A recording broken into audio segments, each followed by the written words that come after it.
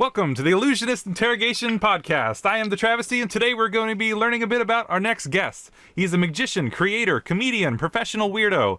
He's a regular performer at the Magic Castle. He's been seen on just about every major television network on shows such as Masters of Illusion, America's Got Talent, Ellen, Wizarding Wars.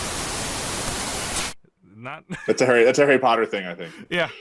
Wizard Wars, and so much more. Please put your hands together for Bizzaro, the optical illusionist. Yay, me. I just did the deaf applause. Whoops. That wasn't intentional. So any of the deaf people watching, that's for you. Bizzaro, how are you doing? Good. You've caught me on a fun day. Have you been doing Zoom shows? No, I don't have enough of a following or interest in doing that. I'm also, thankfully, really busy doing prop making and consulting stuff. So despite the fact that the world has come to a halt, other people still want things. So, hey, it works. Mm-hmm. So, we're gonna go back in time here. We're gonna ask you some questions that hopefully you remember. What got you into magic? My parents smoked a lot of marijuana, and they were hippies, and which probably didn't help. No, I remember getting a Fisher Price magic set when I was 6, and that's where I start the blame, is that thing. And it wasn't like a typical magic set, like those, like, here's some cheap crap from China and a plastic hat. It was like really well made Fisher. This is like in the mid 80s. I don't know, two years. This like kind of magic set was made by Fisher Price. You can look it up. It's actually really cool. It was like this trunk and had like doors, and it encouraged like stand-up performance and stage performance. It wasn't close-up based. So I think that is one of the things that made me just kind of, because the instructions were like, stand up and present your stuff, and I was like, all right. So I blame Fisher Price for my career, basically. All right. When you got started, who'd you look up to in magic? I didn't know. There was nobody. Like, I'm pre-internet, so, and I also didn't have cable. Like, I mean, I grew up, I would see David Copperfield, obviously, and I was like, ooh, magic. But I was never like, I want to be that guy. I was never that. It wasn't until probably way later that I started seeing the magicians who I'm like, ooh, this is what magic is to me. This is what it should be. And those are guys like Amazing Jonathan, Penn and Teller, Sylvester the Jester, Rudy Kobe. Those are like my 4, like, it's also their fault kind of guys. Because I saw them and was like, oh, they're using magic as part of the message, not just the message. They're using it as a tool. It's not just their main focus. So that was the kind of stuff that I saw and went, yeah, this is nice. I like this. So going off that, you would say those were like your top people back then. Has anything changed? Is there anyone now that you would put like on your Mount Rushmore that's not them? No. I mean, there's people who go below that, like, from top 4. Then there's guys underneath that. It's like I'm obviously John and like the weirdos. Like Kevin James, Jeff McBride, and a lot of and guys like that. I mean, and there's some new people who are out who I think are doing good stuff, but the world does not encourage creativity and weirdness like it used to in the 80s. And so we've lost a lot of that. And because that's not encouraged, you're not seeing that in the mainstream. So therefore that influence is being lost on a lot of people. So, but there's people out there doing good stuff. Underground, I guess you would say, but it's just people who aren't getting put on television. Essentially, which is what I guess underground magic is. It's like nobody knows about them because they're just not on television. Is there somebody that you think that is maybe unknown now that possibly in a few years will be like possibly the greatest person of our current time? Is there like a specific name that jumps out at all? No, I mean nothing that I'm just like, oh yeah, this person, because I don't know who all is out there, and also different countries. It's also very easy to get well known in a smaller country than it is in our country. Like there are people who are rock stars in, Portugal who you've never heard of over here, and Croatia and stuff like that. So it's hard to say what's going to hit and what's not. It's like right now Shin Lim is the big thing, but only because he was on America's Got Talent and did very well on that. Yeah. But at the end of the day, he's just probably going to end up fading into obscurity over at the Mirage here in Las Vegas doing his own show. I mean, It's fleeting fame, and I don't know if there's anybody who I'm just like, this is the next big thing, because I don't know if we're gonna have a next big thing in Magic for a while, quite frankly. Huh. I mean, Justin Willman is kind of the closest thing we've had lately, just because of Magic for Humans on Netflix. Yeah. So during the pandemic here, is there a new skill that you learned that you wouldn't have learned if the pandemic never happened? No, because I already I know a little bit about a lot of things. The one thing that this allowed me to do was get a lot of my personal projects done. Like the first month, I got this video project I've been wanting to do for like 10 years finally off my plate. Wow. So I finally got that done. But because I do so much different stuff. I've been able to stay busy, and there's nothing I can say that I'm just like, oh, I always wanted to learn how to crochet. So I didn't pick up on that. I just basically stayed doing the same stuff because I diversify. I'm very lucky that I wasn't like, oh, I can't perform, I'm boned. And also we're very smart. We've saved up money for an emergency, and I would consider this an emergency. It just wasn't the emergency we thought it would be. Yeah.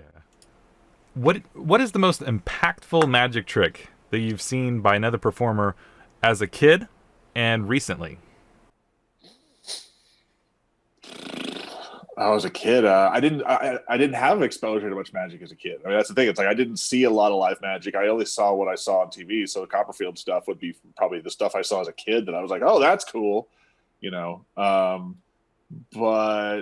man, what was the last thing I saw that I was like, oh, that's really neat? I mean, I've seen some cool stuff because everything is so like bite-sized and digestible and forgettable. There's very little presentation. Good presentation stuff that's popping up here and there. There's a kid out of Russia whose name I cannot remember off the top of my head. Give me a second. What is his name? Thin Air? Was that what that thing Yeah, Elaine Simonov. He's doing some weird stuff with his manip. It's this very avant-garde card manip where at one point he's on his knees and he's smearing blood on himself. It's very interesting. I remember seeing clips of that and going, oh, I want to see you at FISM. I want to see how you fare over at FISM. That'll be very interesting. But I mean, I also have a lot of knowledge, so I see. So there are things I watch and go, "Oh, I didn't catch that," and then I can rewind and go, or I can sit there and think, "Oh, okay, yeah, I know what you did," but it'll catch you off guard. Like I'll tell you one thing that there's a YouTube channel that has been collecting FISM winners since FISM started. It's like world's greatest magic collection FISM winners, something like that. And it's not just people who won; it's people who placed. So it's like third in comedy, first in manip, whatever.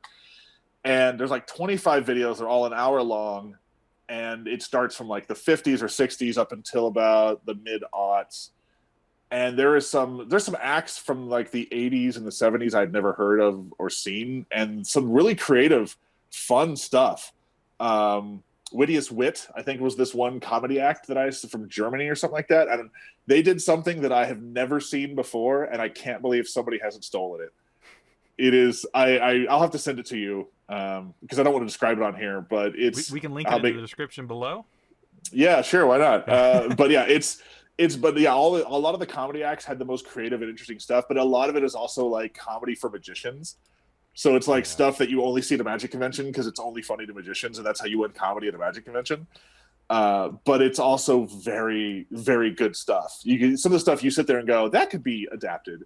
And there was like a few character pieces, and like there's a guy who's right up your alley who's like a Frankenstein doing like he's all green doing like zombie stuff with like, and a core produces a skeleton. It's very interesting. I haven't seen this. I need to see it now. Yeah. He was, I want to say that's like early 2000s. All right. Yeah, no, there's again, and he's like, I thought I would say he's from like a Latin country. Like, there's a bunch of interesting magic in other countries we don't see, unless you like look up Cabaret du Monde or you actually actively seek out. Like, I just saw, and I'll have to send this to you. There's a thing. I guess there's a German illusionist duo called the Ehrlich Brothers, and they did a show. And it's Showdown der Welterburster.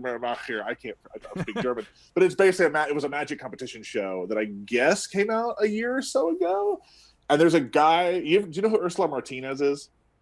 You know the name?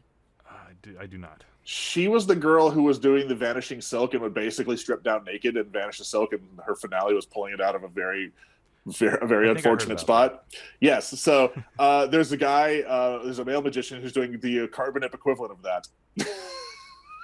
Interesting. And it's like, and I just look at it and go, "Yep, that's Europe." Well, I know. What was it? Vinny Grosso? Grasso, yeah. Grasso? Yeah, he did something kind of like that. Yeah, he did a thing for Fool Us. Yeah. Mm-hmm. Absolutely. I'm sending you this naked German guy because I know you'll like it. Okay. Oh, man. So, out of all the magic shows you've seen, what's the best? And worst, if you want to say. Oh, man. I've seen more bad ones than I've seen good ones. I mean, and here's the thing. I will watch any magic show, and I'll watch bad magic because you can get good ideas watching bad magic. Because what will happen is I'll watch somebody and be like, oh, they're going to do this. And then they don't do that. They just do what everybody else does. And I go, okay, so I'm going to do that because that's a better idea. That's how I've created a number of things, just watching bad performers. Like you can learn a lot by watching bad performers and just going, oh, don't do that. That's bad. Let's not do that. Some of the best magic shows most of the shows that I really like aren't magic. It's what's something from a non-magic show that inspires you? What have I seen lately? Obviously nothing lately. I think I've seen solid shows and shows that are good, but like the shows that I've walked out of, I was like, that is amazing. Would watch again. I can think of things that I saw when I was younger. I haven't seen a ton of stuff in the last couple of years, just because obviously, I'm either busy. So there was a group, they're still around. They were called Momenschance. You ever heard of them? I have not. Momenschance was like a Swiss performance art troupe, and they're still around. Look them up. Good luck spelling the name. And but they were the ones who invented a lot of stuff that has been ripped off. Like they were Cirque before Cirque, essentially. And they were on the Muppet Show, and I saw their show when I was a kid, and it was still one of those things where I'm just like, oh, this is nuts. I love it. It's very, very visuals, a lot of costume heavy. What was the last thing I saw? I'm trying to think of the last thing I saw live.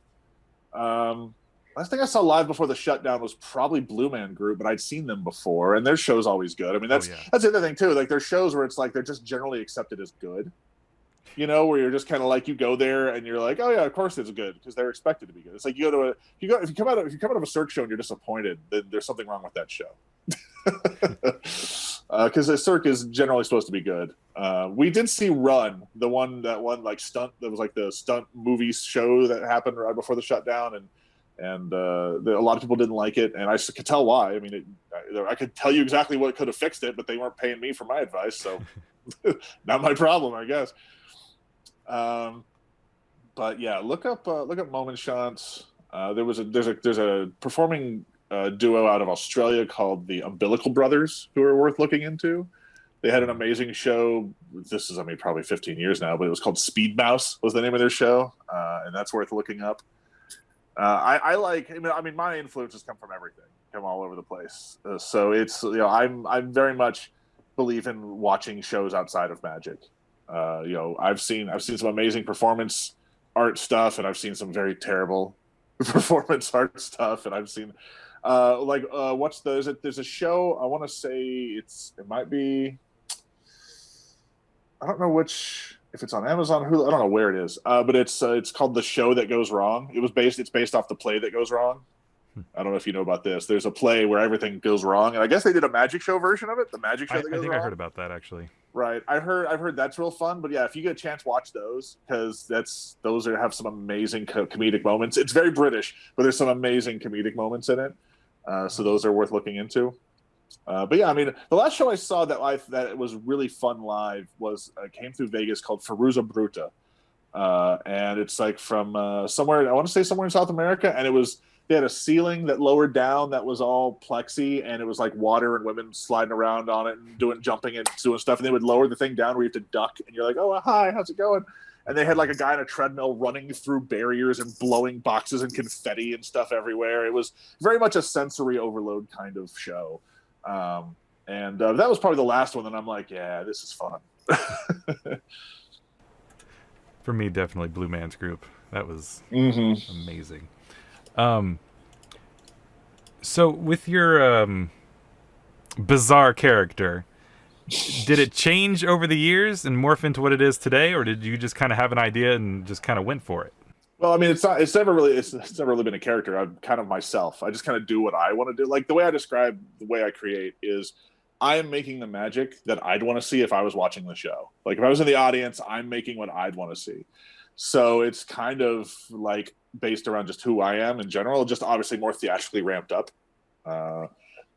And I do have two different shows. I have a talking comedy stand-up show with magic, and then I just have a silent act. I'm mostly known for the silent act because that's just what I put out there, and that's what I like. But I mean, there's definitely been some evolution since I was a teenager. Like when I was a teenager, my stuff was a lot more like spoopy. There was definitely a little more like skulls and coffins kind of stuff going on, and I started moving away from that more towards the like vaudeville-esque style of stuff, like a neo vaudeville kind of style. Is there a reason that you would? This is just personal to me because I find this interesting. Is there a reason other than you just wanted to drop the skull and the creepiness and went more that way, or? Well, it was more the props that were creepy. My persona has not changed. Like I kind of knew who I wanted to be very early on. You know, my outfits have changed. Like the red hat, I didn't always have the red hat. I didn't always have like the very outlined trench coat. I always wore a trench coat, but I never had the overly cartoony trench coat. I always just tried to find, and it was all aesthetic. It was all to make the presentation better. You know, it was like I would watch video and be like, oh, the top of my head is just disappearing into the backs of the curtains. I need something to make my head stand out. I was like, oh, I'll get a red hat. You know, the coat, you couldn't see, there was no definition to the coat. You couldn't see where the lapels were. You couldn't tell what it was really. So I'm like, okay, I need to make this more defined. You know, so it was all just to look more professional and be more streamlined professionally. But I mean, my presentational style has stayed fairly much the same. There are obviously things I've learned in theatrical stuff that I've altered here and there, and all my routines have very much evolved over time. Like my Dorito bag coming to life and attacking me, that act has changed, has evolved quite a bit since I created it. But there's stuff I've been doing 20 years that has seen little tweaks here and there, but no major changes. But there are routines I've just completely stopped doing entirely, just because they either didn't fit, I didn't want to do them anymore. But yeah, to completely come back around to your question. It felt like my show evolved away from it. Like I used to do a multiplying eyeballs act, and it just felt like this didn't fit with the rest of the material I was creating. So it was like it stood out in a bad way. So I set it aside, and then, but I always loved multiplying balls was my classic of choice. So that's when I was like, I'll do multiplying duct tape. Why not? And one thing you'll notice that is really never changed about any of my routines is it's all vignette based. Like everything kind of has a structure to it. It's like most of it is like some beginning, middle, end. So it's all very modular. So I can say, oh, I'll do this, this, this. So that has never changed. That's always been the same ever since I was very young. So, all right. Is there something you did as an amateur that you would never do now? I mean, gigs. There's certain gigs I would never do again. Don't think I would ever go do another women's prison correctional facility day, family day. I don't think I would do that again. I mean, I wouldn't use white rope again. Because white rope is not visible from a distance. It's just, there's little things you pick up as a performer here and there. But I mean, there's definitely things you do and you go, oh, don't do that again, or don't say that line. Nobody liked that, But yeah, that could happen now. I mean, I'm trying to think, because I mean, I've always considered myself. I actually have always only done magic for a living, so technically I've never been an amateur. Like I started when I was 6, and I wanted to do it for a living at 13. So I never really had that like I'm a hobbyist doing this on the weekends while I do my real job phase. It was always I've done nothing but performing my entire life. That's great. So, but there's just things there are definitely things I've learned.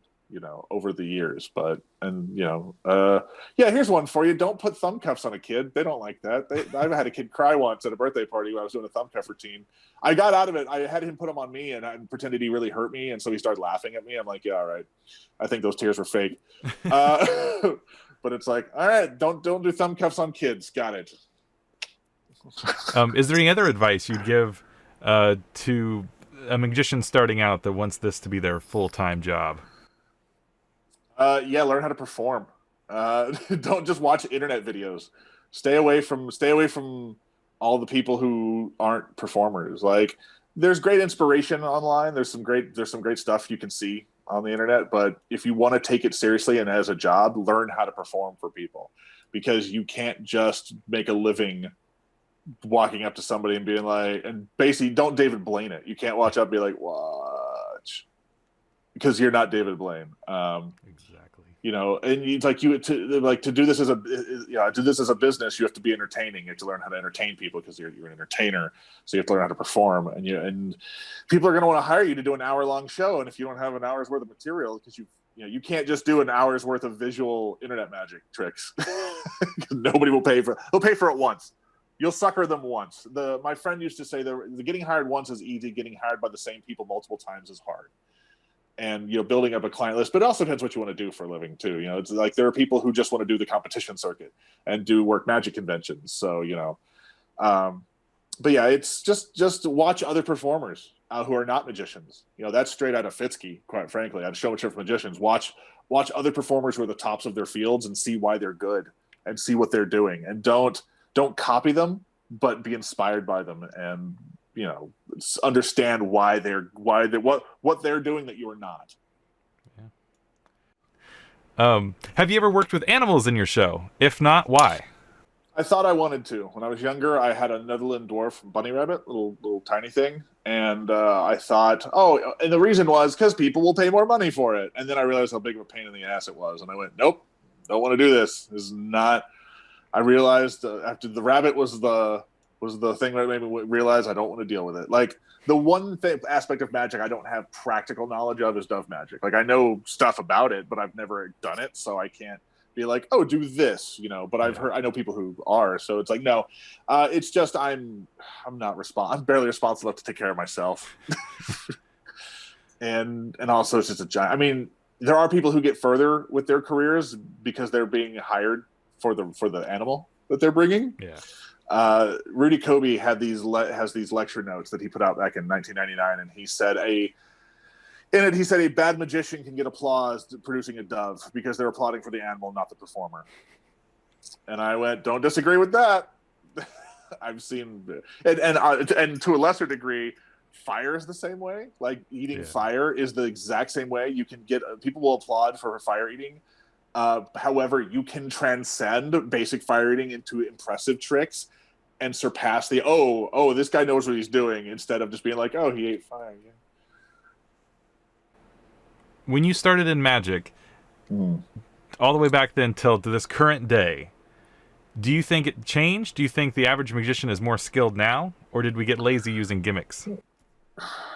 Oh, I mean, that's not even the issue. I mean, the magic landscape and the magic scene has changed so much, and the internet is the main part of it. My friends and I have sat around and often pondered, have there always been this many bad magicians? And I think the answer is yes. And the problem is they could only inflict their bad magic on their friends and family and local magic club, and now they can just post up things online, and the bad performers don't know they're bad, because they think they're just putting out what they think is their best. They don't have a critical eye. They haven't developed one, or never will. So they can't watch something and go, "Oh, that was bad. I should not put that online." And I personally understand good enough is good enough, or just like, hey, let's just put this up to put it out there, as long as I don't flash or mess anything up. But yeah, there's a lot of bad magic out there, and it's very visible. And I think that's been one of the biggest problems, is now there's just all these bad influences, and we've entered kind of a realm of amateurs teaching amateurs now.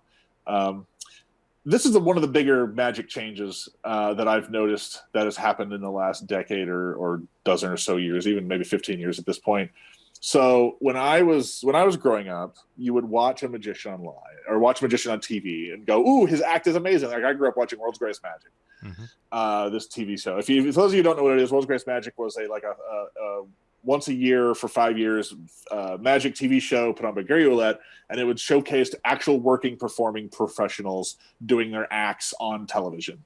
And you could look it up online, look it up on Google, World's Greatest Magic. Sometimes you can find the whole thing, sometimes you can find clips, but and what changed all that, and I'm not going to go too far into this, what changed all that was David Blaine. David Blaine basically created the street magic thing, and also Gary Ouellette passed away. So those two factors kind of killed magic on television as we know it in America. You can still find performing shows and stuff in other countries, but that's neither here nor there. Anyway, so you grow up and see these guys on TV, and you would go, "Oh, wow, they have a great act." Then you go to a magic shop if you were into magic and go, "Oh, this guy has a tape teaching this trick I saw him do. I'm going to buy that. That's great." And so then what happened, there was this very big shift, or I would almost say swap. What happened was now companies like Illusionist, Penguin, 3011 would start putting out people's tricks.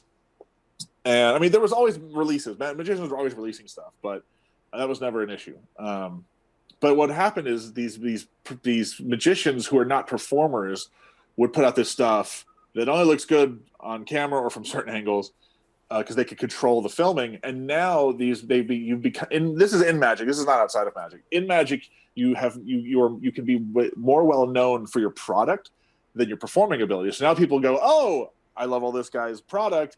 Oh, he's a performer too. Well, if he ever comes to town, I'll go watch him. Or if he puts on TV, I'll watch him. Whatever." So there's been this big sea change in the way we know who magicians are because of that, because of product and internet and just the shift of things. Like there are definitely magicians, and I use the term loosely, who got well known in the scene who I would not call performers, but they put out tricks people liked, and so they got opportunities because of that they would not have gotten otherwise because they can't perform to save their life. Yeah. So it's very interesting, and I don't know how I feel about it because I do walk that line because I do put out product and I do perform, but also I try to put out stuff that hopefully has a longevity and is like, I like to put out utility stuff that people have multiple uses so different people can find their groove with it. Yeah. But yeah, and I'm not just trying to crank out a release constantly. That's the biggest. It is addictive though. I mean, after I put out the first couple of products, I'm like, this is so easy, and I got all this money for it. And then I went, no. But there's definitely people out there who are like, I need my next release. So it's a slippery slope, and you got to temper it. Everything in moderation, including moderation. So, if you're, let's say, an unknown name of a magician, and you're creating a bunch of unique illusions no one else is doing, and you still want to be a performer, do you think that you should still sell or put out some of the tricks that you are actively performing, or should that just be hidden away for only your act, and maybe that'll grow you? Both, actually. I mean, I've definitely released stuff that is from my act, but I've held on to a lot of personal stuff as well. That is definitely something that I think you can do both. And like, if sometimes there'll be something that just goes out of your show. Like I had one prop that went out of my silent show, and then it actually ended up going into my talking act. But between those 2 points, I said, "Oh, I'm going to release it." But I'm only releasing it to a professional market, because there's certain things as a performer, I've created things that only performers can use. Like you have to be on stage to use it. You can't use it close up at a restaurant or stuff like that, or at a birthday party. So, so I think both, but also work it, like workshop it. Richard Sanders, most of the stuff he puts out has been worked. Like he's done it. Actually, I would say all of it. He's worked his butt off testing it, making sure it works. But there are guys who definitely have not. So I would definitely say, if you're going to put something out, make sure you've put in the hours to make sure you've gotten the best product you can out of it. Have you? But keep cool stuff. But keep certain things to yourself. Yeah. I'm at a weird point now where I'm not sure which way to go on some stuff, but. Well, it also depends if you want to lecture. Like if you want to be a lecturer and do lectures and you put that stuff in print, there's an old saying, the best way to hide something is put it in print. So it's like I've released a number of my effects in lecture notes when I've gone out and lectured. So, you know, there's certain things you can hide. You can submit stuff to magazines like Genie and the Linking Ring and stuff like that, where you can have it published. And if somebody wants to try to steal it, you can be, or somebody was like, I created this. Like, nope, sorry, I created this like 10 years ago. Here's my proof. You know, so it's nice. That is another nice thing. This is something Justin Miller talked about. Or he's like, you know, if you have a new idea, film it, put it up on YouTube as an unlisted link, because that is a poor man's copyright at that point, to protect you from somebody going, oh, well, blah, blah, blah, I created this, blah, blah, blah. And I'm like, yeah, well, guess what? Have you ever had an act stolen, physical props or mentally? I've had plenty of people do lines and stuff from my act. If so, I've had drop. a few. I'm joking. Yeah, no, I mean, there's only one I'm really protective of. And I have seen one person kind of steal it, but then when I caught him, I don't know. I think he stopped. I'm not sure. You know, I think if people like you enough as a performer, as a person, they are less likely to rip you off. Now, there are obviously people who will, and there are people out there who have definitely taken jokes and ideas of mine and been inspired by stuff I've done. But at the end of the day, I'm like, whatever, man. It's like you're always going to be a few steps behind. Yeah. And like a thief is never going to work the same market as you. It's like generally the people who steal your stuff are the ones who are working or want to be big but never will be, because they can't. They don't put the time and energy it takes to steal something of somebody else's and make that prop and do that stuff is the same energy it would take to create your own stuff, or to take something that you like. Again, what I said earlier, it's like, don't copy, but be inspired by it. You can take something and go, ooh, I like this concept. I like this. How do I make it my own? How do I take this and how do I do my own version of this? You know? And in magic, it's not hard to be considered creative. You just take something and turn it 90 degrees and paint it a different color, and all of a sudden you're creative. You know, it's like you look at something and go, what does this look like? You know, I have a torch through arm routine where I just looked at the tube and went, if I could really put a torch through somebody's arm, why do I need this tube? Okay, it's a fire extinguisher. Problem solved. You know, so it's like I justified the prop by making it make sense. So it's, you know, I just basically turned you just take a prop and try to figure out what it looks like. It's like, what is this thing that doesn't exist in nature? How do I make it fit me as a performer or fit the world? And all of a sudden you have something unique to yourself. All right. What's your favorite act to perform and least favorite? Well, I wouldn't perform something I dislike performing. I mean, I'm doing this for me. I mean, if somebody had me linking rings, I would say that. I'd be like, oh yeah, that'll be fun. If I was forced to do it at gunpoint, then I'd probably put like that trick up there. It's just so damn dull. He's like, I'll take the bullet. I mean, probably the one that's probably my favorite act is probably the razor blade illusion. I have a very big fondness. I mean, I put out a whole DVD on it, so I better, but I have a fondness for that trick. And the first person I saw do it was Amazing Jonathan. I remember when I was a teenager, I went, that is awesome. I want to do that. Mm-hmm. And so like, that's probably like my favorite trick. Maybe not necessarily perform, but it is definitely my one. I mean, I do enjoy performing it, but I like all my stuff. But it's like there are definitely tricks if I'm like, okay, if I have only so much time, it's like I'm gonna do this and this, you know. But also there's certain things that have to be like certain routines that I like to do before the other, like stuff I like to open my show with to set the tone of the show. So, you know, for that reason. So it's like I don't feel I have to do it, but I want to do it because it explains a lot about what people are about to see. But yeah, probably the razor blade illusion. My current version of it, I'm very fond of. Yeah. What's the hardest trick you've had to learn? Whether or not it made it into your show, that doesn't matter. What's the hardest it had to learn, and what's the hardest to perform? I mean, the hardest to perform is probably my multiplying duct tape act, just because there's so much going on. Like I'm loaded to the gills with all sorts of gimmickry and BS and things like that. And there's a lot of things that could just go wrong randomly, you know, because I've made all these gimmicks that are sometimes held together with hot glue and a prayer. You mean not duct tape? Oddly enough, the duct tape is not held together with duct tape. It's a lot of hot glue and magnets and crazy stuff. So that one probably is just the hardest to do, just technical wise. What was the rest of the question? Hardest to learn. Hardest to learn. I'm trying to think if there's anything that stood out where I was like, oh, this is a pain. Because I live by one of the things one of the lines I live by is magic doesn't have to be hard. We make it hard on ourselves, and so I look at something and go, wow, this skill based thing is really difficult. I can recreate this with a gimmick, with less hassle and looks the same, and I can do other stuff with it. So a lot of times, I've been doing this so long, I can't think of anything off the top of my head that I was like, oh my god, this is the hardest thing I've ever had to do. Even fire eating for me was actually very easy. It came very quickly to me because I did that when I was like 15 or 16. Like I started doing that when I was very young. The hard. Okay, so the hardest thing I think for me was one of the. I have this. So my logo that's right up there. I have a prop on stage. It's a sign that lights up. It looks just like that. It's this big arrow and it lights up the neon edges and the words light up the eyeball. And so, but the sign also does stuff like it flickers on, the eyeball falls out, things disappear off of it and appear upon it. So probably the hardest thing was just learning all of the Arduino programming to make all that stuff work. Like that's like learning all that programming and stuff is probably the one thing and it's even to this day. I mean, I'm going to be doing it later and hit my head against a wall.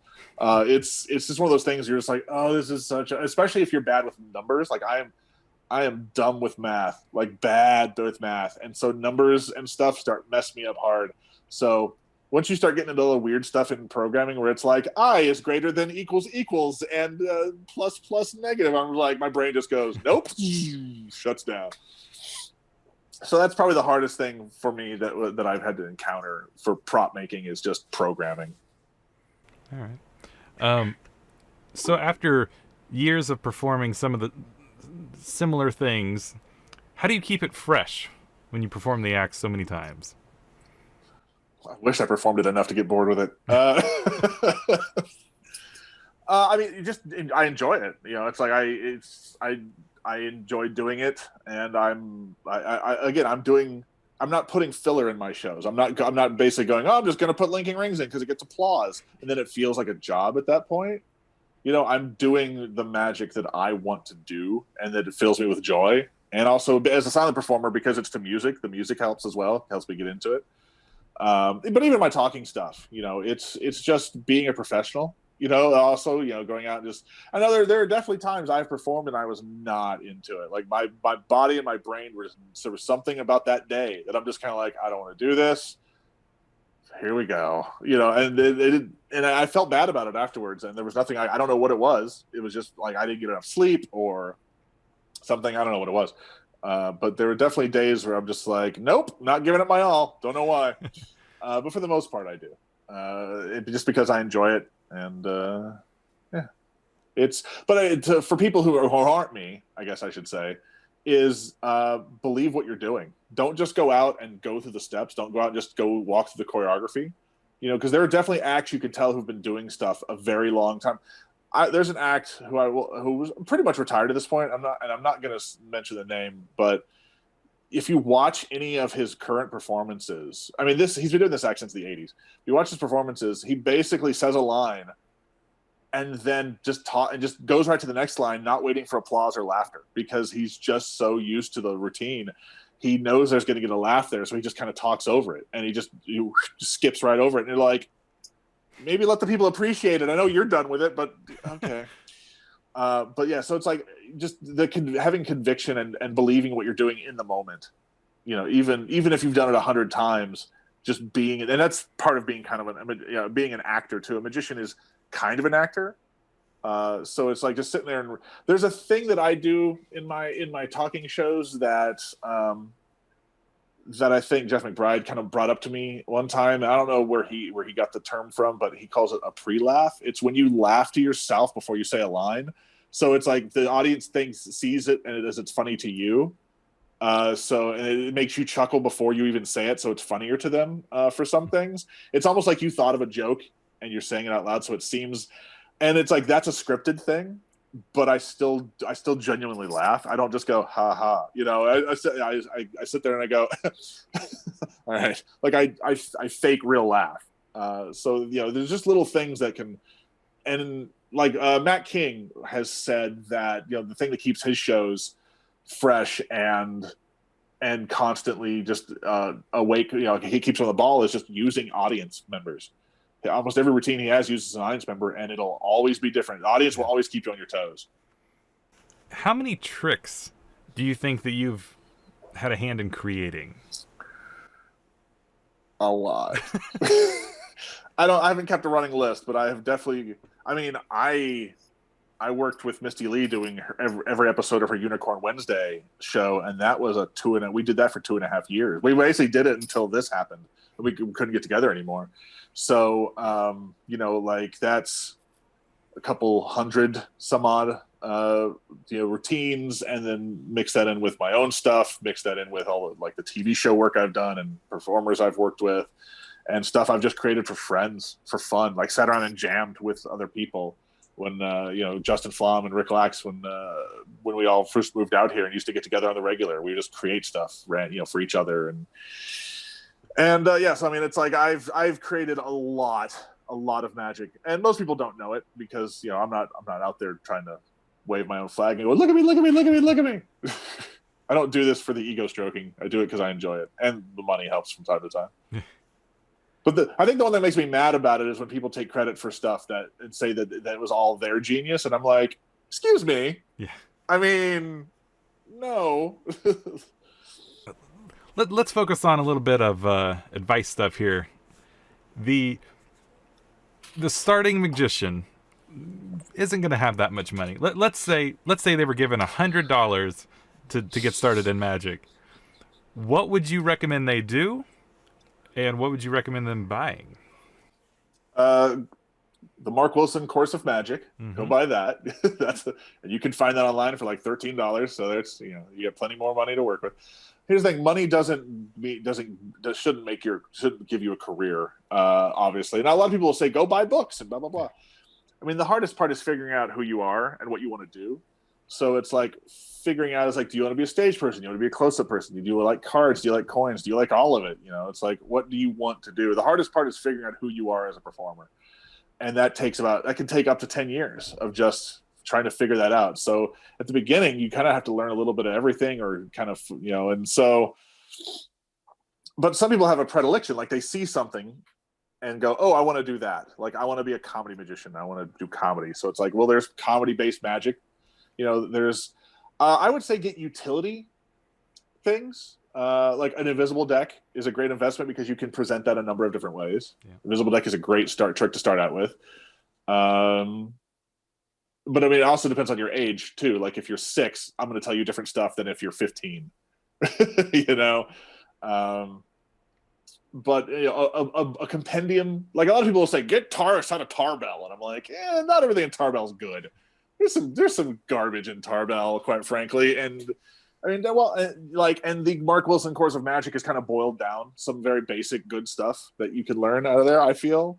And there's a lot of people will say, oh, you want to learn card magic, get Royal Road or get Erdnazed. I'm like, listen, can we please stop telling people to buy books from the 40s where the information is good, but the writing is so outdated? That same information is in other books and other places that is more modern. And can we please... I know there's gonna be people who are gonna be angry who hear that and go, how dare you? That's my Bible. And I'm like, listen, the Bible's old too. Just what do you want? It's like, I'm not saying don't get the books. I'm just saying let's try to suggest newer stuff. Now, Mark Wilson is also like from the 70s, so it's not exactly new. You know, I know. Did you start off with Mark Wilson at all, or what's? I know I started with Fisher Price. Like I didn't discover Mark Wilson until way later. Yeah, no, my education in magic was a different trajectory than a lot of people's, just because. But when you're first starting out, and the problem is, like, when I start teaching newer people, I want to skip them ahead a few levels and be like, listen, this is what books are going to tell you to do. Don't do that. Do this instead, because I will show you shortcuts, and I will show you, like, you can learn some very bad habits from books and videos and other magicians, because magic is very incestuous and very inbred. We just keep teaching the same stuff over and over again to each other. And so, like, while there's, you know, it's like, while a French drop is good, like, can we stop teaching people to this like pointing thing? This is dumb. I mean, there's nothing wrong with pointing to a degree, but it depends. It has to be motivated, right? But it's like, let's do a roll down vanish. Let's do a retention vanish. And that was bad, but you get the idea.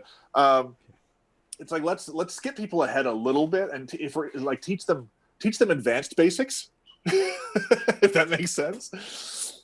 Like, teach them the basics about how to do it well, and do it a little differently. But yeah, I mean, I'm gonna, I remember starting out. I had the books I had growing up was like Mark Wilson, Klutz Book of Magic, Amateur Magician's Handbook, because that's what my school's library had. Stuff like that. Like, I'm not one of those guys who has a vast library of stuff, because I just kind of have kept my own stuff. But if I need something, I know where to find it. I mean, now you've got websites like Ask Alexander, where you can find all sorts of information. You've got Genie Magazine, which you can look up every Genie magazine if you have a subscription. There's so many resources now to find information and research things. And it really, and again, it just depends on your starting point. Like, if you were to come at me and be like, I like to do weird stuff, and I'm this age, I'd be like, how do you feel about the razor blades? How do you feel about fire? It's, there are people who I've been working with who are, late 20s, early 30s, who have come to me and they're like dancers, like female performers. They're like, I did this for a living, and now I want to do magic. And I'm like, well, your education is going to be way different of what I want to show you and teach you, because you already have some performing and knowledge and ability, and you also already have some skill sets, but your dexterity is not there. But if you work on it, you can get it there. The biggest problem with starting late is you have a bunch of conflicts in your life. It's like, if you want to start magic in your 20s, it's different than you want to start magic when you're 6. When you're 6, you live at home and don't have to worry about having a job and paying rent. And when you're just because you're let me rephrase that. Just because you're in your 20s doesn't mean you don't living with your parents on pay rent. But you know what I mean. So that's a hard question. But for basics, the first thing I would hand somebody is to say Mark Wilson Course of Magic. So, and then spend the money on whatever appeals to you. The rest that other $75, just whatever you think, whatever you look at and go, ooh, I think that fits me. That looks cool. Don't just buy something because it fools you. That's one of the biggest pieces of advice. If you're starting out, just don't buy something just because it fools you. Don't become a collector of secrets. Essentially, there's a lot of people who are just like, I want to know how that's done, and they buy it, and then it sits in a drawer forever. It's like, if you have a magic shop in your town, if you're fortunate enough, get a relationship with those people. Go there on a regular basis and get to the point where they will show you how the trick is done, so you can sit there and go, oh, I can't do that. That won't fit with what I like. That's what I did. I went to these magic shops, and that's my phone. I went to these magic shops, and they got to know me well enough to be like, okay, they was like, this is how this works, or they like, don't buy that, it's garbage. Then this won't work for you. And I'll be like, show me anyway. And they show me and go, yeah, you're right, that sucks. So if you're fortunate enough, to have a magic shop, get to the point where they'll be honest with you. All right. If you had a unlimited budget, what would be something that you would go and purchase to improve your show? It'd be tech stuff, lighting. Yeah. Like I could, it's like I mean, most of the theaters I go into, or most of the venues I go into already have lighting, but having some cool special effect lighting and stuff like that. Most of my money goes into R&D. So it's like most of that unlimited budget stuff goes into making. I would make some bigger stuff that I'd want to do, like some bigger ideas that I've had that would require me to have to drop like $10,000. Yeah. Probably a lot of it would be on like random weird promotional stuff for my show, like just to get it. But I mean, I have most of the stuff I need already. But it's like it would be just upscaling, probably streamlining stuff. Do you have any touring stories or anything weird that happened during a show that just stands out in your mind? Oh yeah, I've fallen off stage before. That was fun. I was doing my Dorito act, and I was on a temporary stage. Those like sectional stages that are in hotels that are like 4x8, whatever's. Mm-hmm. And I was doing shows when I first went to Vegas. I was doing this at a restaurant upstairs, and it was only about 6 inches off the ground, thankfully, because the next week they'd raised it to 18 inches. So thankfully this happened this week. Yeah. So there's a moment in my show where I have my face bit off by the Doritos, and I can't see anything because it's something on my face. Spoiler alert, it's not really my face being bit off. And but I also had to adopt at the time, because of the way the routine was, I had to adopt kind of a wide stance to get in the position for it, and I kind of spread my legs, not realizing that I had made the stage go like this, open up, because I couldn't see, and then I go to straighten up, and my foot goes down into this stage, and I'm like, oh, and I can't see, so I'm like, I don't know what's happening, and so I realized that to my left there's a wall, so I just kind of let myself fall and brace my shoulder to hit the wall, and my wife is watching the show, and according to her, all she sees is this red sock just go wee over the heads of the audience. She's like, that's new. And Bizzaro disappeared. Yeah, kind of. And so I just fell off stage and jumped back up on stage, put my shoe on, and audience thought it was part of the show, because the nice thing about having a weird wacky character is they don't know that that's not what I was supposed to do. So they're like, was that intentional? I'm like, hell no. I'm like, nobody knew. I know, because if you screw up, unless it's super, super, super obvious, just go with it. Like, that's one of the big things I learned as a young kid is like, the audience has no idea what's going on. They don't know if you screw up and if you can roll with it, unless it's super obvious. And if it's super obvious, acknowledge it so they know you know. But otherwise, just kind of go with it, because they have no idea that what you just did wasn't part of the act, unless they've seen it before. But yeah, I'm not the only. There's performers who've fallen off stage before and like really injured themselves. I was very lucky that I did not get. I was bruised, but not broken. Yeah, you were broken beforehand. No, anyway. Oh man, I don't have subscriptions. I don't have issues. I have subscriptions. Was there any time that a audience member ruined your show that you can think of? I wouldn't say. I can recover from most anything. Yeah. I've never had anybody ruin anything. I've had people screw up moments and tricks, because that's just what's going to happen. I've had people just not follow directions, or I've gotten somebody up who I thought spoke better English.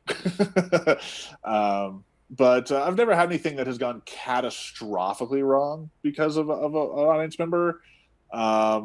Let's see. One example: when I was a teenager, I worked on at the State Fair of Texas on this like kid stage, right?